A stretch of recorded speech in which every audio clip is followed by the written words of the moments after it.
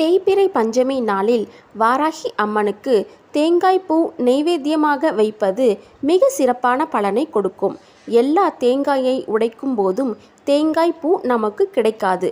ஆனால் சில இடங்களில் தேங்காய் பூ தனியாக விற்கிறார்கள்.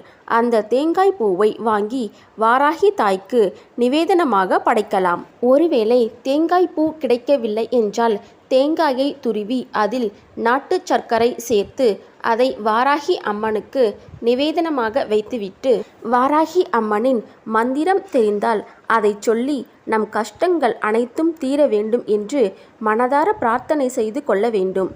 செய்யும் தொழிலில் பிரச்சனை, எதிரி தொல்லை, ஏவல், பில்லி சூனியம், கண் திருஷ்டி, தீராத நோய், கடன் தொல்லை போன்ற அனைத்து விதமான பிரச்சனைகளுக்கும் உடனடியாக ஒரு நல்ல தீர்வினை கொடுக்கக்கூடிய சக்தி இந்த வாராகி வழிபாட்டிற்கு உண்டு.